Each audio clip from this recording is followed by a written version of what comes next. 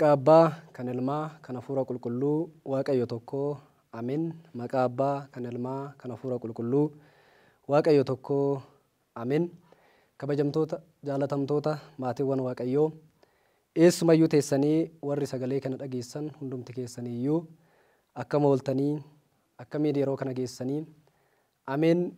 Guyyoota guyyaadhaan dabarsee, torbee torbeedhaan dabarsee, ji'a ji'ootaan dabarsee, waggaa waggaadhaan dabarsee, guyyaa kanaan yeroo kanaan kan nu qaqqabsiise Waaqni abbootii keenyaa, Waaqni qulqullootaa, maqaan isaa kan galatoomee fi kan kabajame, kan ulfaate, ol kan jedhe nuuf haa ta'u.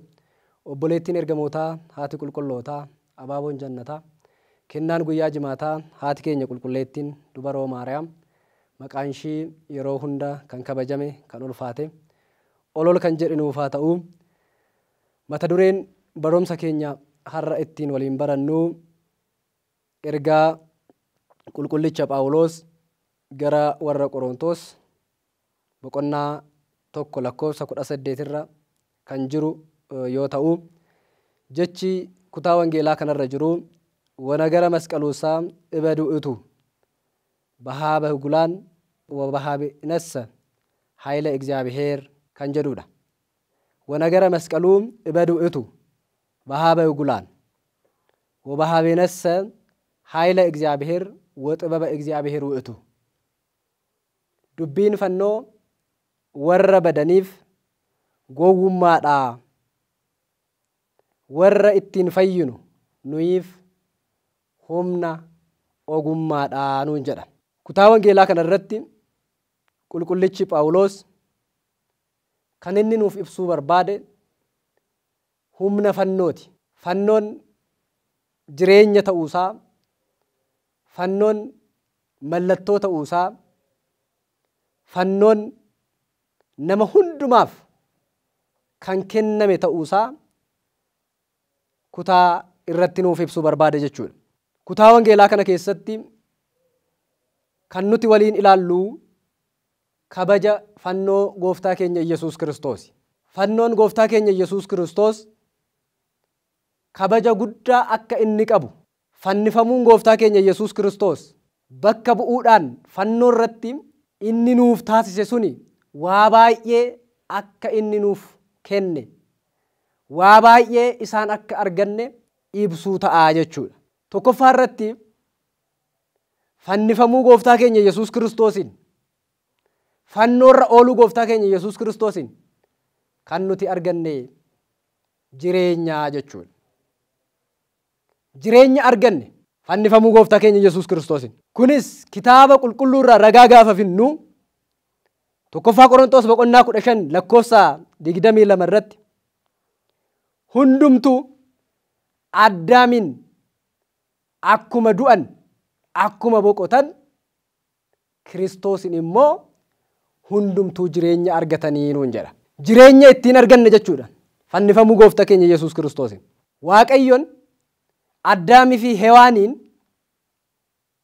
guyyaa 5 walakkaa booda dhufeensi fayyisaa jedhee akkuma waadaa gale sana guyyaan sun yeroo gahutti gooftaan keenya Yesuus Kiristoos akkuma Galaatiyaa boqonnaa 4 lakkoofsa 4 irratti yeroon sun geenyan dubartii irra dhalatee jedhee akkuma dubbate gooftaan keenya qorichi keenya fayyisaan keenya Yesuus Kiristoos haadha keenya qulqulleettii dubaroo Maariyaam irraa dhalachuudhaan akka daa'imaatti xixiqqeessee guddachuudhaan fannoo irra oolee namoota hunda akka fayyise, jireenyas akka kenne kitaabni qulqulluu nuuf ibsaa jechuudha. Hundumtuu Addaamiin du'aniiru nuun jedha kitaabni qulqulluu. Namni kamiyyuu qulqulluun hin jiru. Namni kamiyyuu cubbuun hojjeteera. Namni kamiyyuu xuraa'eera. Cubbuun Hewaanii fi Addaam nama kamiyyuu tuqeera nuun jedha. Kanaaf gooftaan keenya Yesuus Kiristoos samii irra gadi bu'ee dhalli namaa kan ittiin fayyuu danda'u dhiiga qulqulluu waan ta'eef samii irra gadi bu'ee dubaroo Maariyaam irra dhalatee jireenya nuuf kenne jechuudha. Addaam, Hewaan baala dhorkaman sana, baala balasii sana hin nyaatinaa kan jedhaman sana nyaatanii namni hundumtuu isaaniin du'eera jechuudha. Kiristoosiin garuu jireenyi argameera. Jireenyi kun kan argame fannoorra ooluu isaatiin jechuudha. Fannoorratti fannifamuu isaatiin jechuudha. Osoo fannoorratti hin fannifamin jireenyi hin jiru. Namni hundumtuu isarraa nyaatee akka hin beelofneef gooftaan keenya Yesuus Kiristoos fannoorratti dhiiga isaa dhangalaasee foon isaa muree addunyaa hundumaaf kenne jechuudha. Kanaaf fannoon kabaja guddaa qaba. Kanaaf fannoon mallattoodha. Fannoon eebba. Fannoon jaalala jechuudha. Namni kamiyyuu kan jireenya ittiin argate kan ittiin fayyeedhaa jechuudha. Gooftaan keenya Yesuus Kiristoos asirratti biddeen jireenyaa kan nama beelessine, asirratti dhugaatii jireenyaa kan nama dhoobessine kan inni nuu kenne fannoorra ooluudhaan jechuudha.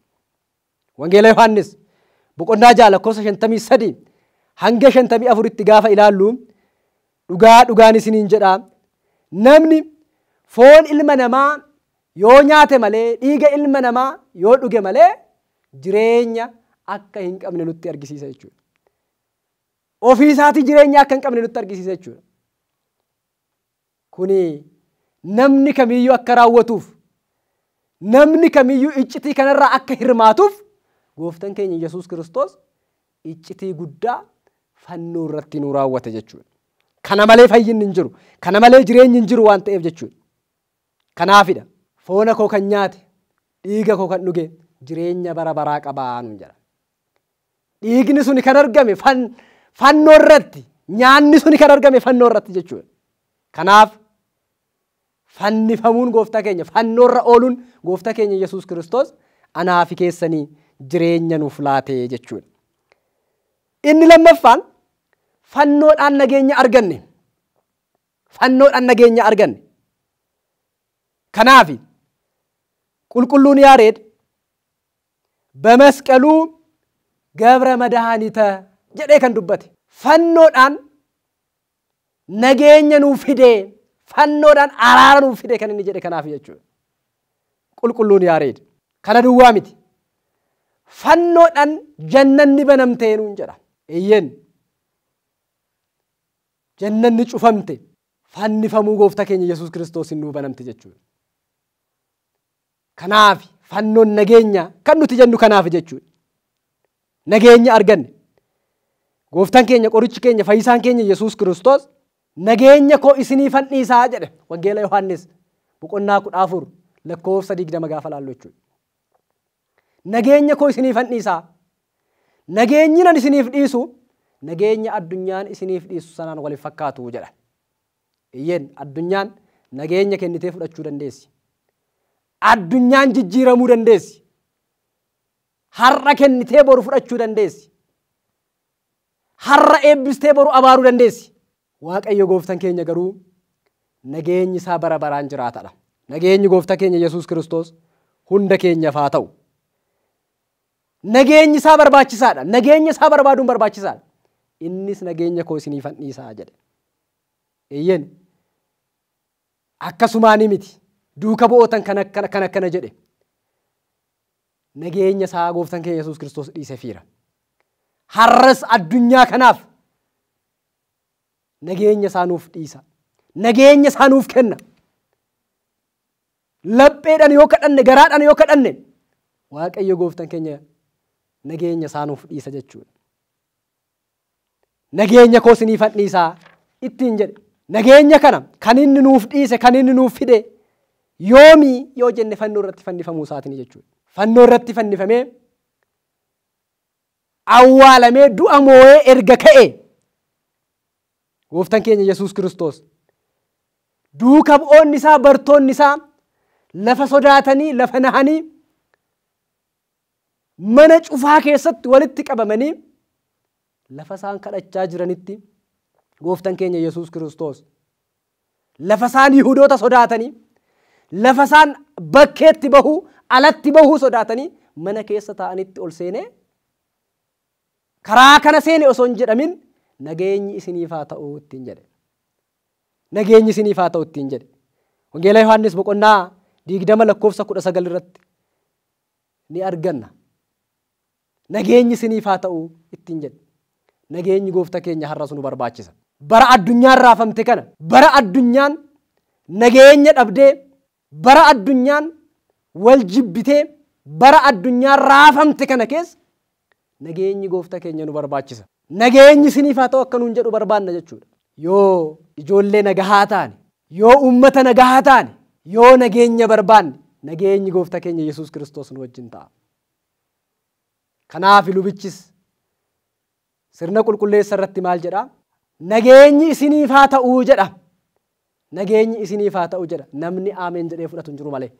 Nama aameen jedhee fudhatuuf jechi lubichaa, nageenyi lubichaa, nageenyi Kiristoos suni nama hundarra bula jechuudha. Hunda keenyaaf ta'a jechuudha. Iyyan bara kana keessa nageenyatu nu barbaachisa. Nageenyi isiniif haa ta'uu ittiin jedhe gooftaan keenya Yesuus Kiristoos fannoo irratti kan inni nageenya nuuf fide, fannifamee kan inni nageenya nuuf fide har'aa akka kophaa jiraannuufi miti. Kan samiirra jiranis, kan lafarra jiranis, kan fagaatan hundumtu akka walitti dhiyaatan, akka tokko ta'aniif jechuudha gooftaan keenya Yesuus Kiristoos. Dhiiga isaatiin kan nu qulqulleesse, dhiiga isaatiin kan nu bilisoomse, foonsaa dhiiga isaa fannoo irratti kan nuuf kenne jechuudha. Kanaafidha jechuudha. Inni sadaffaa fannoodhaan jireenya arganne, jireenya haaraa arganne. Jireenya haaraa ergaa Roomee boqonnaa 6 irratti kana booda cubbuuf akka hin bitamne jedhe. Eenyummaan cubbuudhaan dulloome isaa wajjin akka fannifame ni beekna. Eenyummaan keenya moofaa suni, eenyummaan keenya dulloome suni, eenyummaan keenya cubbuudhaan laaqame suni, eenyummaan keenya cubbuudhaan guutame suni gooftaan keenya, qorichi keenya, fayyisaan keenya Yesuus Kiristoos yeroo inni fannoo irratti fannifamu cubbuun keenya sunis achirratti akka fannifame kitaabni qulqulluun nutti hima jechuudha. Fannoodhaan bilisoomne, fannoodhaan jijjiiramne, fannoodhaan araarri nuuf bu'e, tokkummaan nuuf bu'e. Kanaaf cubbuu keenya gooftaan keenya Yesuus Kiristoos fannoo irratti kan nuuf fannise. Kanaan booda isin ijoollee kooti kan nuun jedhe. Kanaan booda bilisoomtaniirtu. Ba'aan keessan isinirraa bu'eera. Cubbuun keessan fannoo irratti fannifameera. Eenyummaan keessan dulloome jijjiirameera. Haaraa taataniittu nuun jedhe gooftaan keenya Yesuus Kiristoos fannoo irratti fannifamuudhaan jechuudha. Inni afraffaan araara. Fannoodhaan araara arganne. Eeyyani.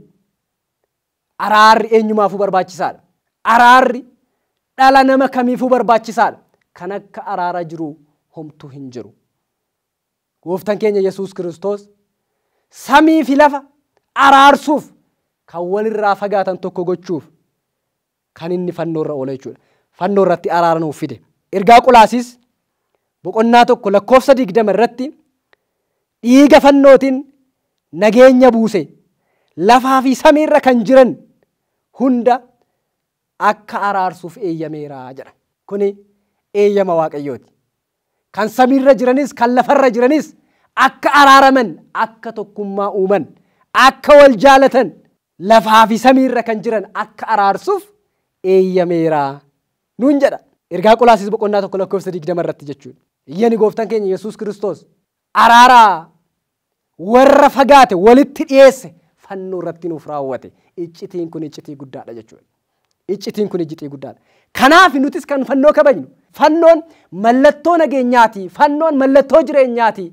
Fannoon namni hundumtuu kan ittiin fayyeedha. Diinni kan ittiin gubatu, seexanni kan ittiin gubatu, kan itti amane immoo kan ittiin fayyuudha jennee kanaaf fannoo gooftaa keenya Yesuus Kiristoos kabajna jechuudha.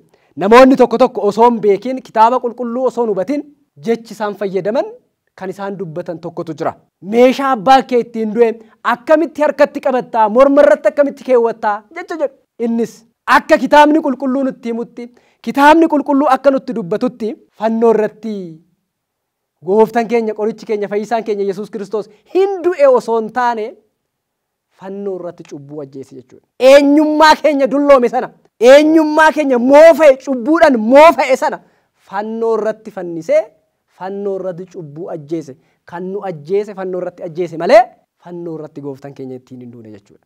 Fannoodhaan gooftaan keenya ittiin hin duune jechuudha. Eeyyeen kanaaf ቅዱስ እግዚአብሔር ቅዱስ ኃያል ቅዱስ ሕያው ዘኢይመውት ቁልቁሉ ዋቀዮ ቁልቁሉ ጅራታ kan hin duune jenne kan dubbannu kanaaf jechuudha. Inni hindu inni kan du'u miti inni bara baraan kan jiraatudha.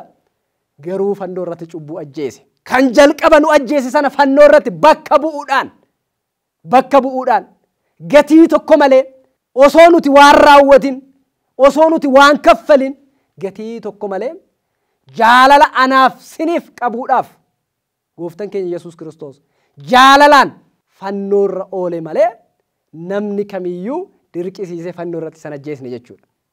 Fannoo irratti namni kamiyyuu isa dirqisiisee isa fannisne jechuudha. Kana kitaaba qulqulluu ragaa godhannee dubbachuu hin dandeenya jechuudha. Wangeela Yohaannis boqonnaa 18 lakkoofsa 4 irratti gooftaan keenya qorichi keenya fayyisaan keenya Yesuus Kiristoos xoofoon qophaa'e suni yeroo itti dhiyaachaa jirutti duuka bu'oota isaa wajjin gara galaana Qeediroon gamatti akka inni ce'e lafa biqiltuun jirutti akka inni ce'e bartoota isaa wajjin nutti hima. Yihudaan Faaresoota qabatee Yihudoota qabatee warra waraana qabatan qabatee gooftaa keenya Yesuus Kiristoosin adamsee lafa inni jiru gaafa deemee itti argisiisu gooftaan keenya Yesuus Kiristoos hunduma isaanitti fuulle isaanitti bahee eenyuun barbaaddanii jedheen sodaa tokko malee cinqii tokko malee warra waraana qabatan sana warra nama naasisan sana fuulduratti baheetu eenyuun barbaaddanii jedhee gaafate. Gaafa inni akkas jedhuun Yesuusin barbaannaa gaafa jedhaniin isan beekaniiti Yesuus jechuun anuma gaafa ittiin jedhu hundumti isaaniitu al tokko durduubatti akka kufan nutti argisiisa jechuudha. Kitaabni qulqulluu Wangeela Yohaannis boqonnaa 18 lakkoofsa 4 irra gaafa dubbistan jechuudha. Hundumti isaaniitu gara duubatti kufanii nuun jedha. Kitaabni qulqulluu gara duubatti kufan nuun jedha jechuudha. Humna qaban isa qabachuuf isa ajjeesuuf isa fannisuuf humna qaban garuu kaayyoon inni itti samii irra gadi bu'e dubaroo Maariyaam irra dhalate fannifamee du'ee du'a moo'ee ka'ee fannoo irra oolee anaaf keessan fayyisuu waan ta'eef kanaaf dabarsee of laata jechuudha. Fannoo irratti cubbuutu du'e. Fannoo irratti Kiristoos miti kan du'e cubbuutu fannoo irratti fannifame jechuudha. Namoonni hin beekne meeshaa abbaan kee ittiin du'e jedhanii dubbatu dogongora guddaadha jechuudha. Akkasitti hubachuutu nurra jira. Fannoon mallattoodha nageenya kan nuti jennu kanaaf jechuudha. Faarsa Daawit boqonnaa 59 lakkoofsa 4 irrattis xiyya fuulduraa akka miliqaniif warra jaalatu hundaaf mallattoo isaa kenneefi jedha. Mallattoon keenya fannoo keenya jechuudha. Kan morma irratti qabannee deemnu kan abbootiin harka irratti qabatanii deeman inni mallattoo keenya mallattoo fayyinaati mallattoo jireenyaati jechuudha. Fannifamuu gooftaa keenya Yesuus Kiristoos tajaajila yookiin aarsaa inni achirratti ta'e sana abbaa Iraaqiliis kitaaba abbootii Haymaanota Abaw jedhamu irratti beeta maqdasiin Waaqayyoon itti tajaajile kan akkam fakkaatudha jedhe. Beeta maqdasiin Waaqayyoon itti tajaajile. Kan inni itti nu tajaajile kan inni itti nu araarse beeta maqdasii suni tokko dubaroo Maariyaamidha. Lammaffaan immoo fannoodha jechuudha. Karaa baay'ee ulfaatuun gatiin cubbuu keenyaa suni amma sana waan isa taasiseef gooftaan keenya Yesuus Kiristoos fannoo irra oolee nuyi nu fayyise jechuudha. Warra akkasii kana har'as yoo ta'e warra fannoo gooftaa keenya Yesuus Kiristoos kan inni irratti fannifame lafarratti awwaalanii balfa irratti gatanii waggaa 300 oli irra tursiisanii balfa irra gataa amma tulluu ta'utti warra tursiisanii sanii wajjin adda baasnee in ilaallu jechuudha. Warra fannoo ganani kanaaf fannoon humna keenya fannoon ogummaa keenya fannoon mallattoo keenya fannoon jireenya keenya jenna jechuudha. Kanaafidha jechuudha mata duree keenya irrattis warra badaniif gowwummaadha warra ittiin fayyinuuf garuu fannoon ogummaadha fannoon jireenya keenya jennee kan nuti dubbannu kanaafi jechuudha. Araarsi gooftaa keenya Yesuus Kiristoos gargaarsummaan haadha keenya qulqulleettii dubaroo Maariyaamiin tajaajilli qulqullootaa gargaarsi qulqullootaa yeroo hunda nu wajjin haa ta'u. ወስብሐት ለእግዚአብሔር።